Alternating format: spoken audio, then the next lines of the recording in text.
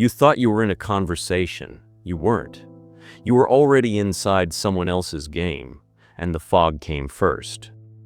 Here is the myth they want you to believe, that toxic people blow up, that they explode, that you'll see them coming because they are loud and obvious. Kill that idea right now. The most dangerous ones don't rage, they engineer. And by the time you feel the floor shifting, they have already moved the walls.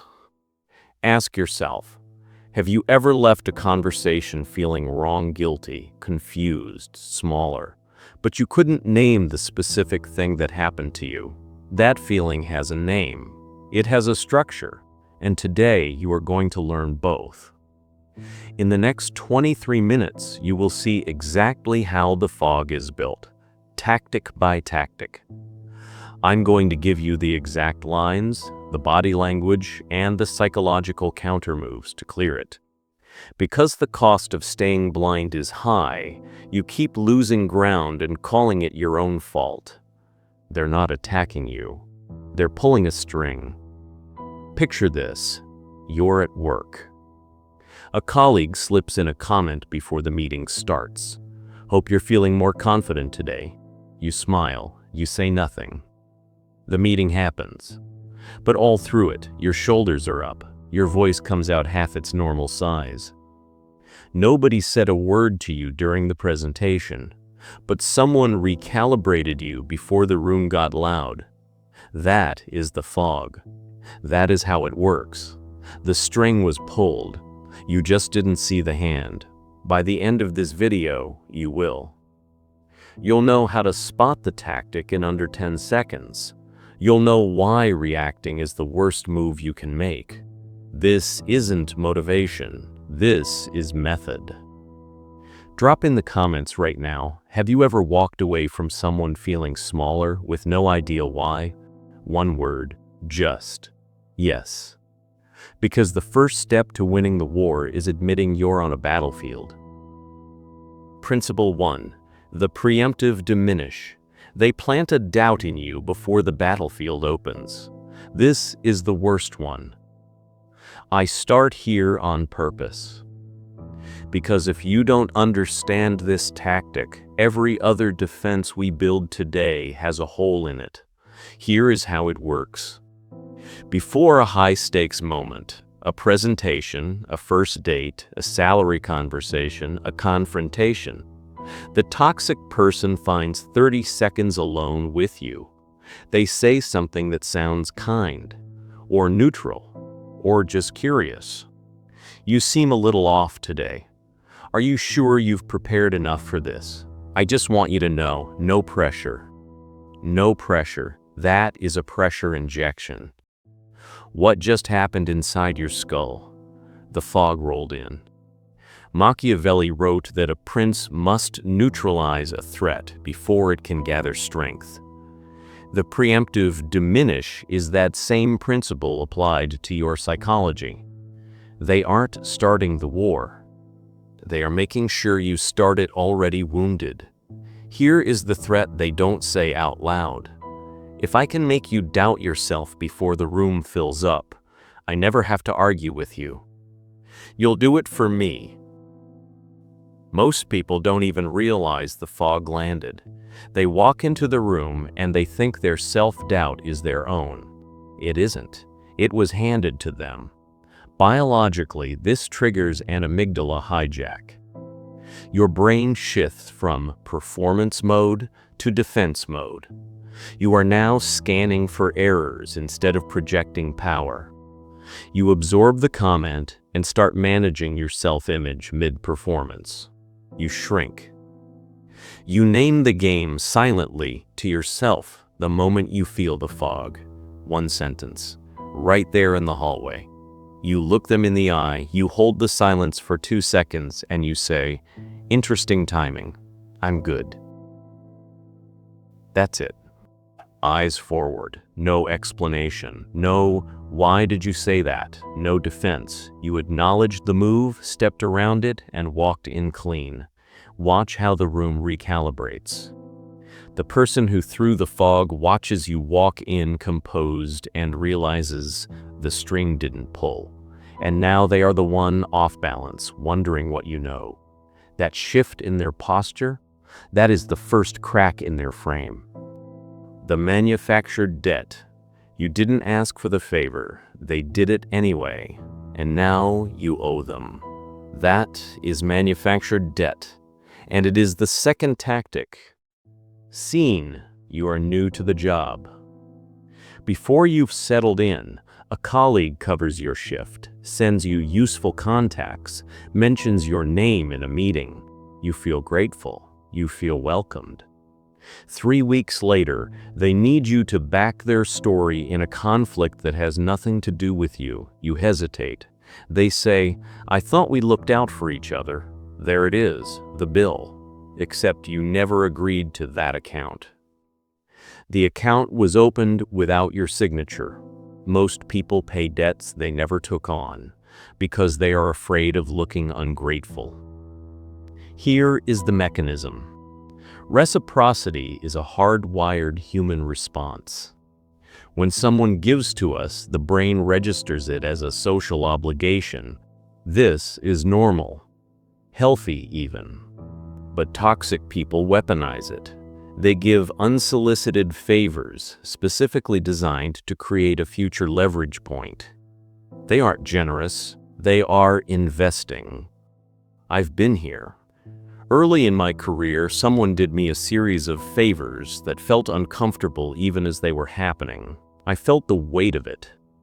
I knew a check was being written that I couldn't cash, and when the bill arrived, I paid it.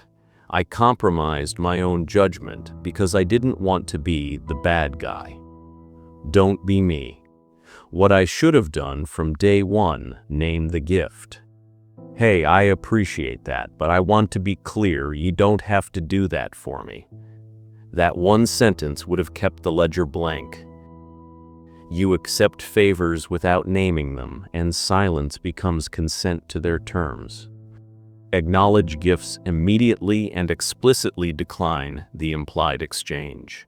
I appreciate that. I want to make sure we're both clear.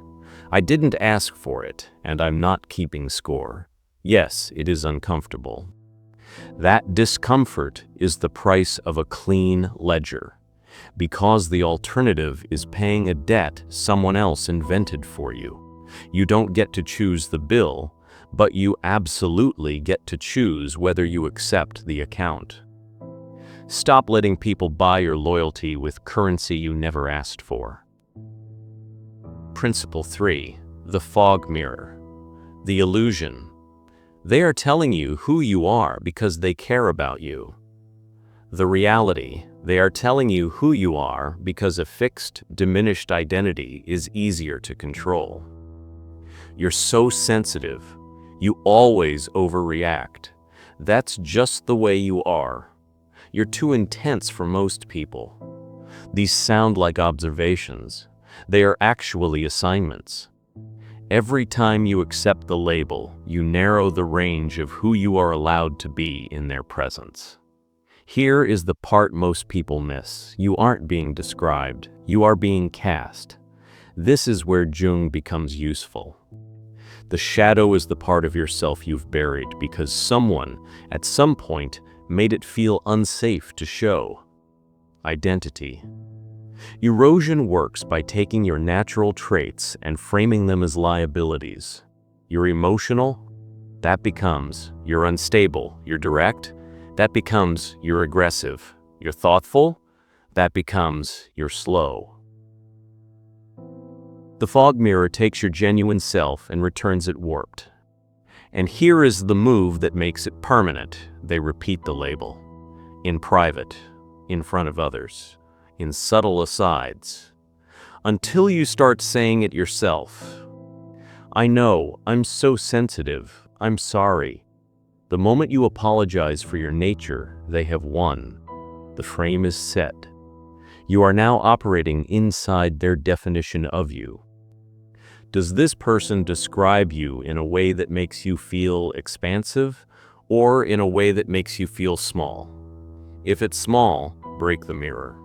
Never accept a label in the heat of conflict. Examine it in private, then decide. When they say you always overreact, the move is not to defend yourself. Defense confirms the frame. The move is to pause. Just pause. Look at them. Then say, that's your read. Mine's different. 5 words. No anger. No explanation. 0 apology. You just declined the assignment without creating a scene. The fog mirror only works on people who are afraid to trust their own reflection. Wipe it clean. Principle 4. The frame trap. 10-second diagnostic. Ask yourself this: in conversations with this person, are you mostly explaining yourself or mostly exploring ideas together? If you are always explaining, you are already inside a frame trap. Here is the mechanism. A frame is the invisible structure around a conversation. It determines what counts as a valid point, what counts as proof, and who carries the burden of proof. Frame traps are built specifically to put you in the defendant's seat, regardless of what actually happened. Stop. Think about the last argument where you found yourself saying, "But I didn't mean it like that," 17 times. That was a frame trap. Modern example. You raise a concern at work about a project timeline. Your manager says, "I'm getting the sense you have trouble with authority." Suddenly, you aren't addressing the timeline, you are defending your psychology. The original issue vanished. The frame ate it. Welcome to the fog of war. The objective just changed, and you didn't even call a timeout. Most people try to win the argument inside the new frame. They try to prove they don't have trouble with authority. You cannot win there.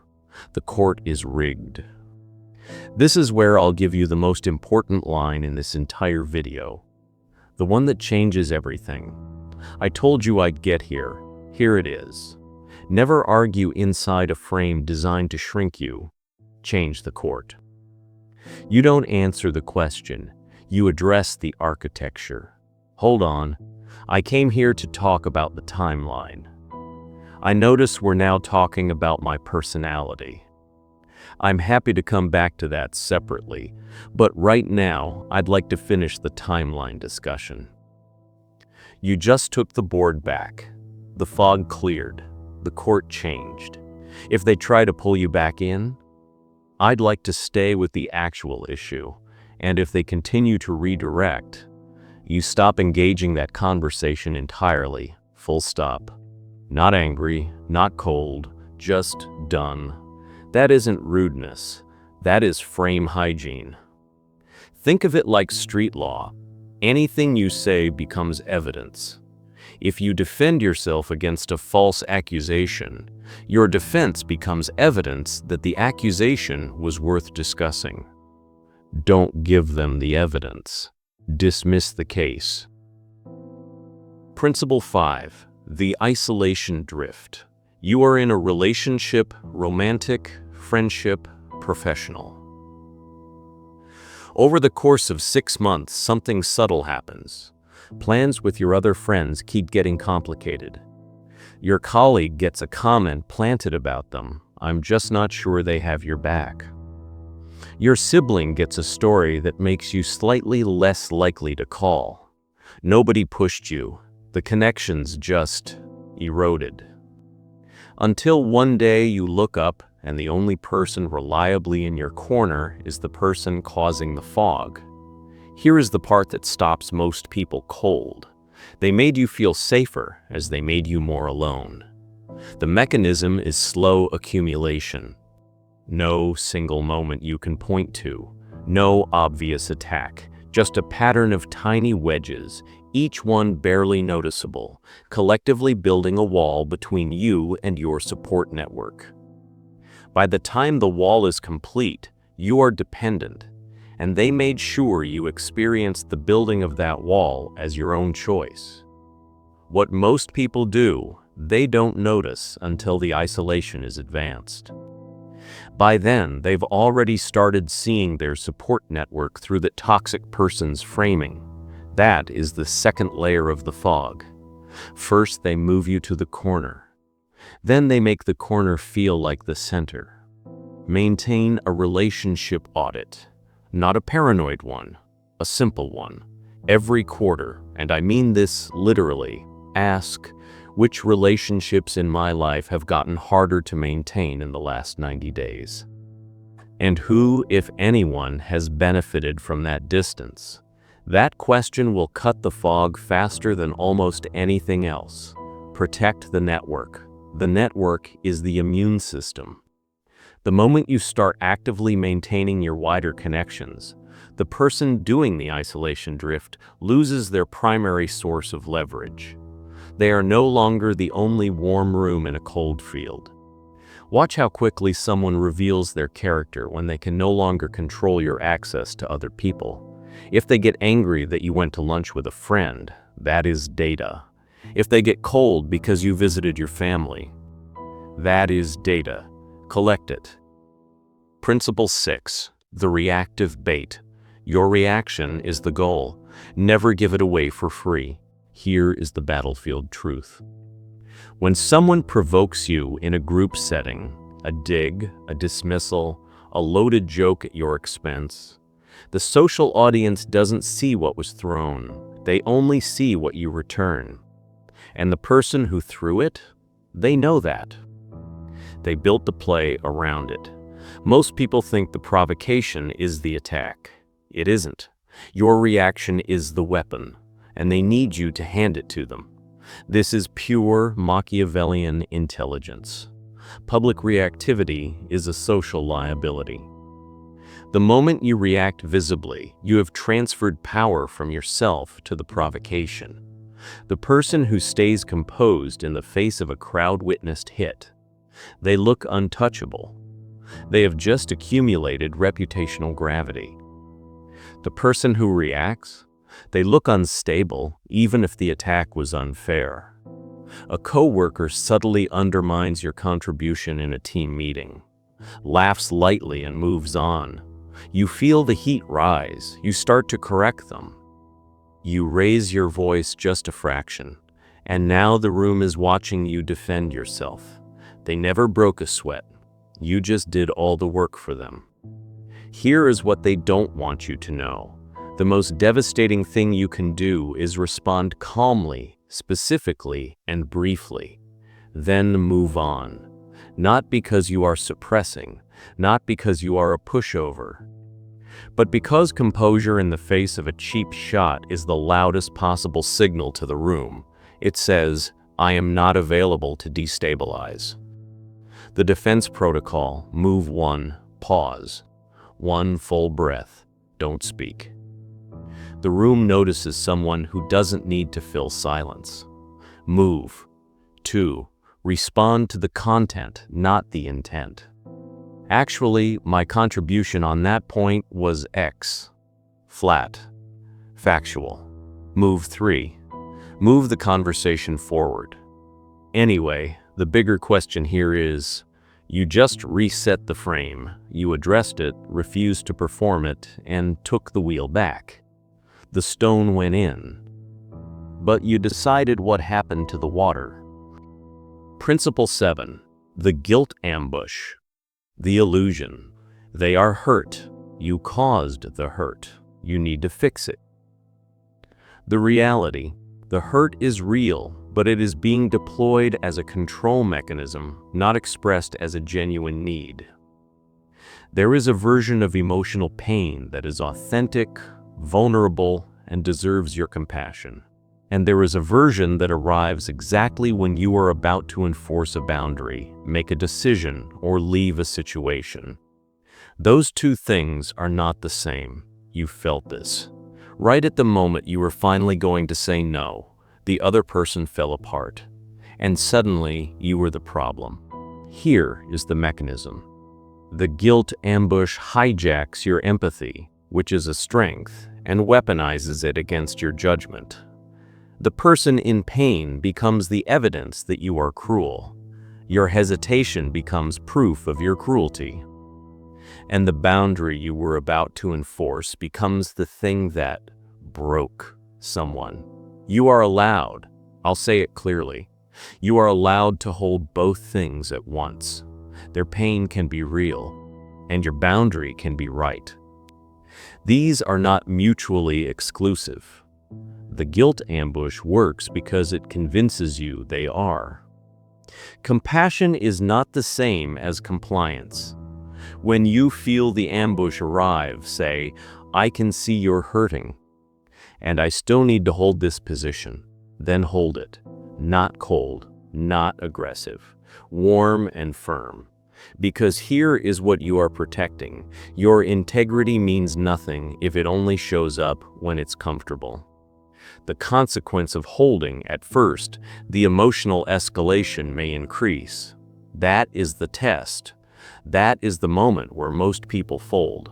Stay. After the escalation peaks, if you hold calm, the dynamic shifts.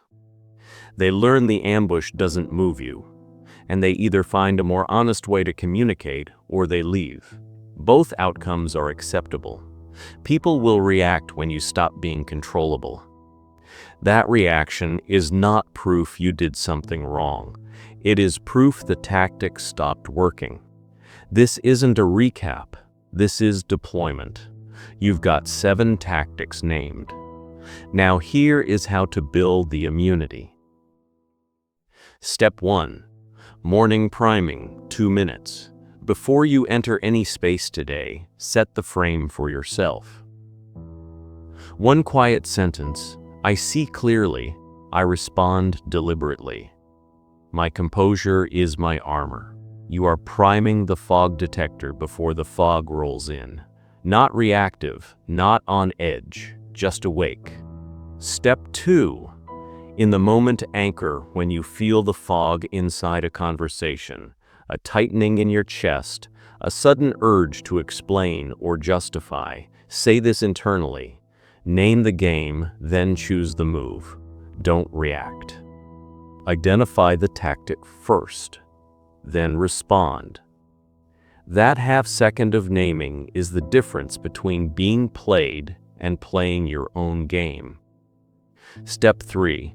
The 7-day social experiment. Before responding to anything that makes you want to justify yourself, pause for exactly 3 seconds.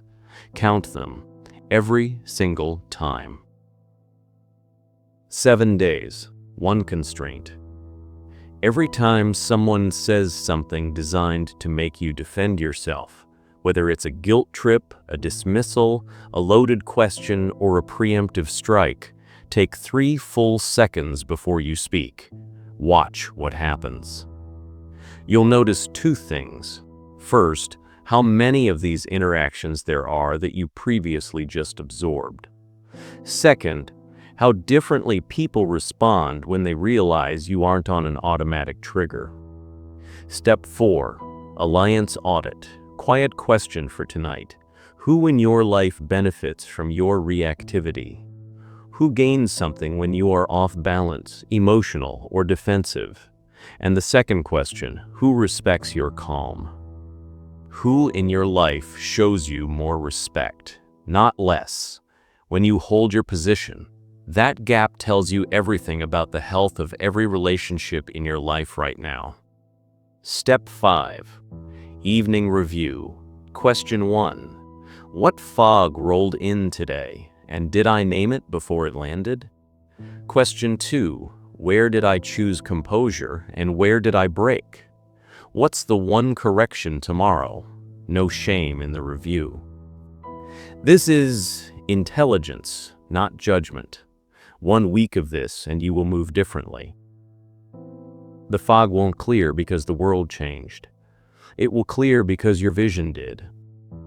We started in the fog.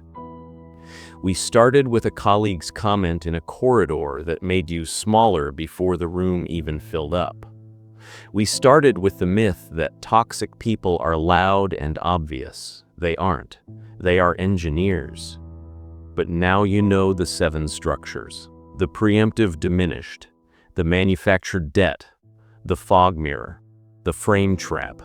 the isolation drift, the reactive bait, the guilt ambush. 7 tactics, 7 defenses. 1 frame, see the fog before it lands, name the tactic before you move, respond from composure instead of reaction. Here is the philosophical truth underneath all of this. Power is not the ability to control others. Real power, the kind that is actually durable, is self-command. It is the capacity to choose your response in the moment when everything in you wants to react. Machiavelli knew this.